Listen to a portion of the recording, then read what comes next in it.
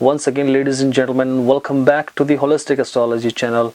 And I'm Vikrant, going to talk about a very important festival which is celebrated in India in the month of April.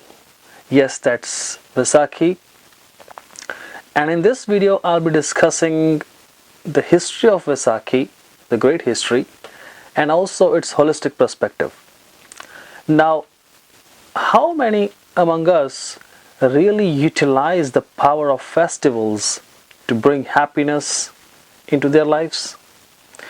And do you know that how an exalted sun and a Shwani Nakshatra in the lunar mansion can bring happiness into your life, can do wonders for you on this day? Now in this video, I'll be discussing all those points step by step from holistic perspective, okay, and from astrological perspective. I'll be discussing that how you can really utilize the power of this festival to bring harmony into your life. Now Vaisakhi is also called as Mesh Sankranti. What is Mesh Sankranti? Mesh is a word which is being derived from the Hindu astrology because it is called the Aries sign. So Aries sign and the Mesh sign is one of the same thing. So that's why it is called as Mesh Sankranti. And the reason behind that is the sun is entering into the Aries sign on this day. That's why in Hindu culture, according to Hindu calendar, it is called as Mesh Sankranti. Now according to Hindu calendar, Hindu culture, we consider it as a new year beginning. Because on this day, we harvest the crops, especially in the state of Punjab and Haryana. You see, there is a big enthusiasm about harvesting the crops. Now that's one thing. Another point I would say is a Puranic history behind this festival, and that is the goddess Ganga. It is believed that on this day, goddess Ganga had came onto the earth and blessed us with its holy water, which in today's date we know it by the name of Ganga River. And it is believed that if you take a dip in Ganga water on this day, your all sins and bad karmas are washed away. Your soul and your karma becomes purified. So try this out too. Why not? If it is mentioned in our granthas, in our old texts by our sages, then why not try it? It works. And one more thing I would say is, it's not just limited up to the North India, in Punjab and Haryana. It is celebrated all over India in different states, but by different names. Like if you go to Tamil Nadu, this is celebrated by the name of Puthandu. And if you go to Kerala, they celebrate by the name of Vishu. In Assam, it is Bihu. So some kind of different names, but the core energy, the core happiness, the enthusiasm is same. And that is love and welcoming the new change into the life. Now, in this day, especially I'm talking about the Punjab and Haryana, because I belong to North India, so why not talk about that area? In Punjab and Haryana, especially on this day, people go to the relatives' houses, they visit to the friends' places, they get together, do bonfire and dancing and eating nice food. That's how they celebrate this day. Now, from the historical perspective, this festival holds a very important place because there is a great Sikh history behind this festival. Now, what is that great Sikh history? Let me tell you in a little brief.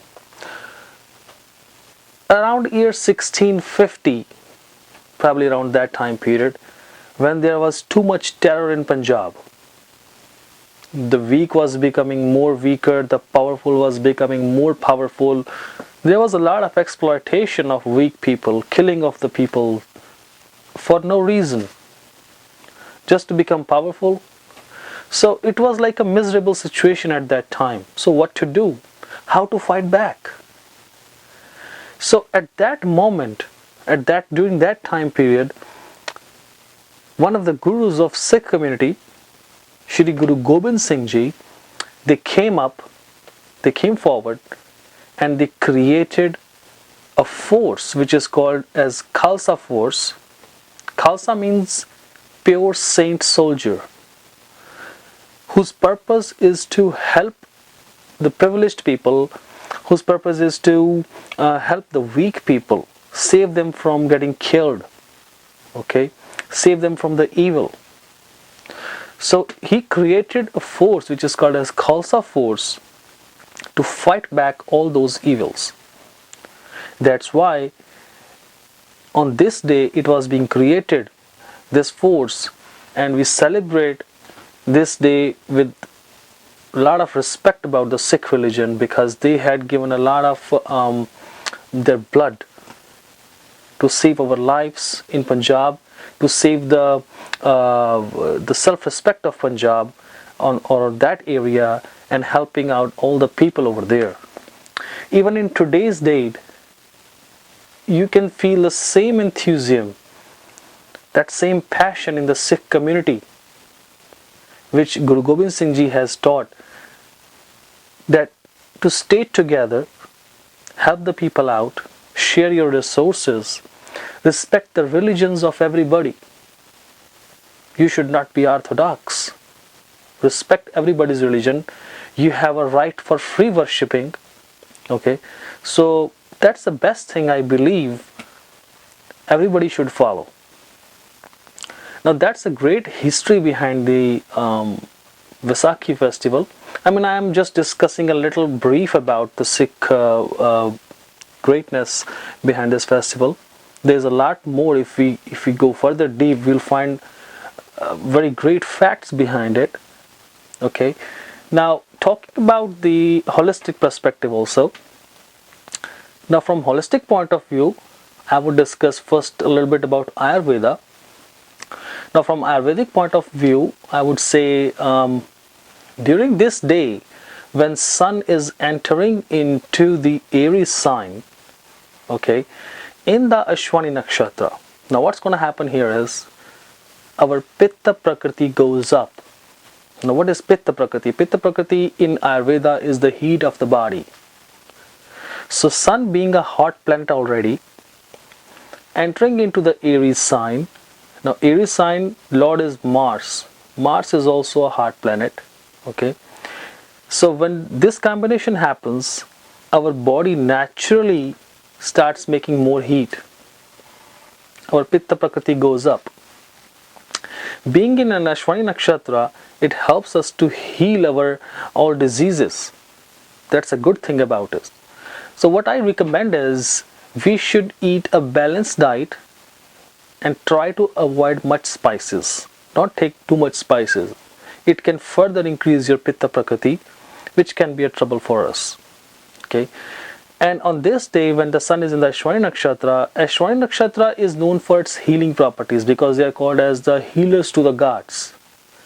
So if you have any the disease, chronic disease from the long time, start taking medicine on particular this day.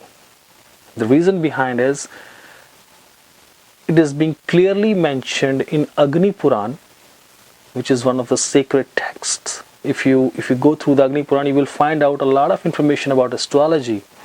And in Agni Puran, it is clearly mentioned that out of few nakshatras, one of the nakshatra is Ashwani Nakshatra. If you start taking medicine on this day for any disease, your recovery will be much faster. Because Ashwani Nakshatra is known for its healing properties, Ashwani Kumars, and they are healers to the gods. From the yoga point of view, there are few yoga poses which can do really wonders in controlling our Pitta Prakriti.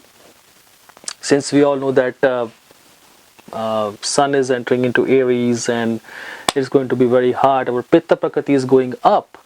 So while this time period, if we do poses like camel pose, okay, cobra pose, you can do the bow pose. Bow is like a dhanushban, like a bow and arrow. So the shape of the bow, you can do that one. So like these 3-4 poses you can try to control your Pitta Prakriti. These three poses are not just limited up to controlling your pitta, your heat of the body, but these poses balance all kind of doshas in the body. Okay, but specifically they are recommended to control pitta. Now, I'm not a yoga teacher or yogic practitioner, but I would rather recommend all of you, if you're really interested in doing yoga poses or breathing exercises, you should consult a yoga teacher nearby your house so you can do all these things with more perfection. Okay. Now, talking about the yogic breathing. Now, breathing is a very important thing which we cannot miss, because breathing is our life. Okay, without breath we are not alive. So if we learn to control our breathing, we can do miracles with us. Now, yogic breathing, like inhaling and exhaling the air in a controlled manner. Now here, what is the purpose of talking about the breathing exercises? Now here's the thing. Let me talk about the subtle level, like an esoteric level of vaisakhi, that our nadis, which are two major nadis, Pingala Nadi and Ida Nadi. Pingala Nadi is known for its heat because it represents sun in our body, and Ida Nadi is a feminine side, cold side, that is a moon. Okay. Now, during this time period, naturally our Pingala Nadi is going on to the higher side because it is getting more hot. So we have to cool it down also. So how to cool that down? We can do some breathing exercises, okay, like inhaling and exhaling, or you can do Nadi Shodhan.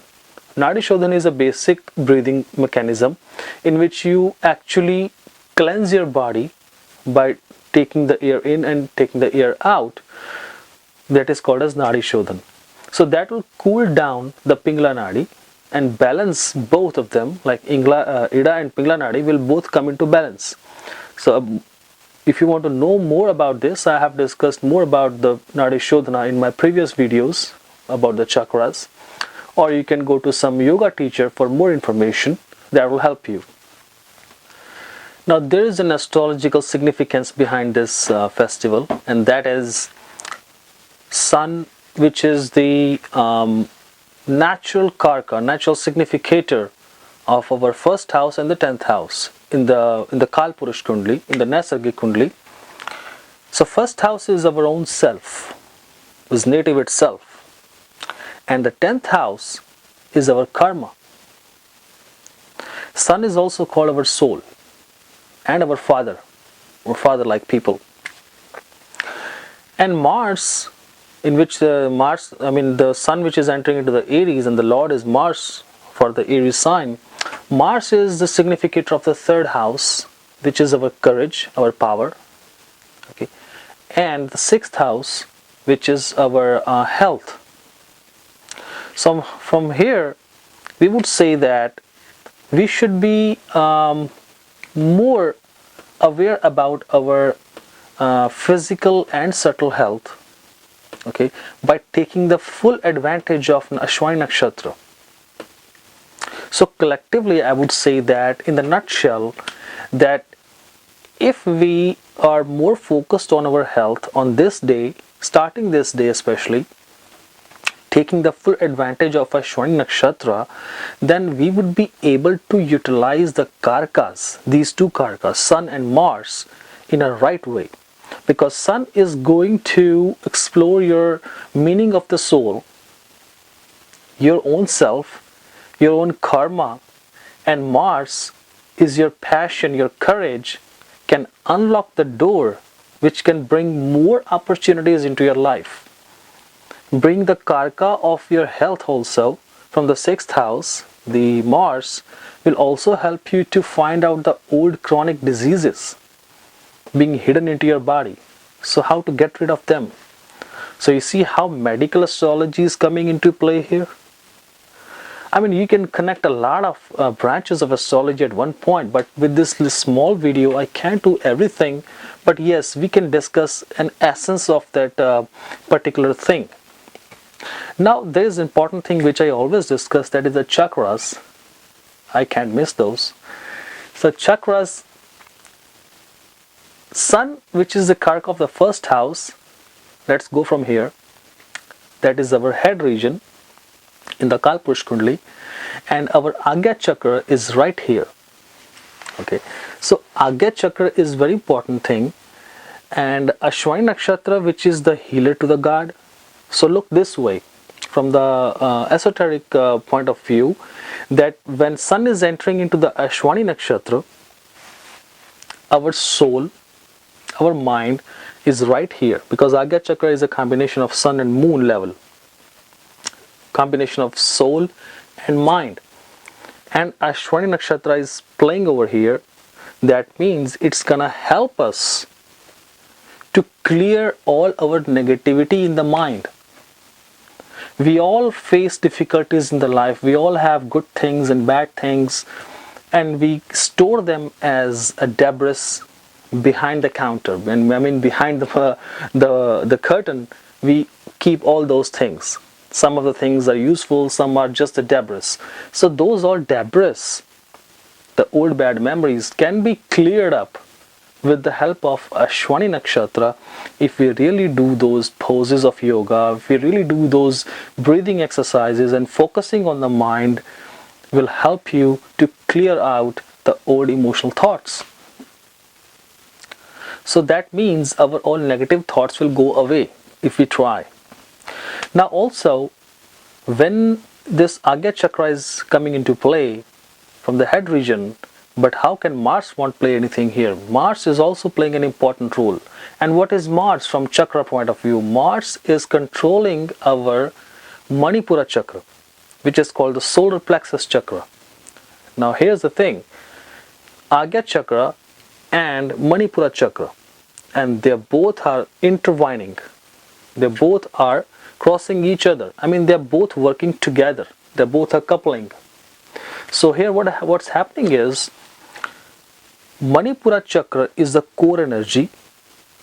Okay, so when we meditate, when we are doing yoga or any kind of breathing exercise, or especially during this time when these two chakras are more active, during this time period of sun in Aries, the core energy will start lifting up towards the Agya chakra. You would be able to pull it up. That will help you to reach your Agya chakra and open the doors of opportunities. You can see more things more clearly to make sure that what is right and what is wrong. You can take a right decision. So you see how chakras intertwining can help you also. If you're really into chakras, you can use this point also. Now before I go, I would say one thing to you, that this video is not like the other videos which we make year-wise, like 2015, 2016, and they're limited up to only that year. No, Vaisakhi festival is something which is coming every year, and sun is going to enter in the Aries sign in Ashwini nakshatra. So you can use this video as a formula which will help you out every time. Okay, so guys, thank you for watching my video, and tell your friends and family members to join this channel and for more holistic touch. And also you can log on to my website www.holisticastrologychannel.com for more articles. And also I started doing the consultations online also after heavy request from my viewers, so you can log in onto my website also. So again, thank you for watching, and take care for yourself, and see you next time.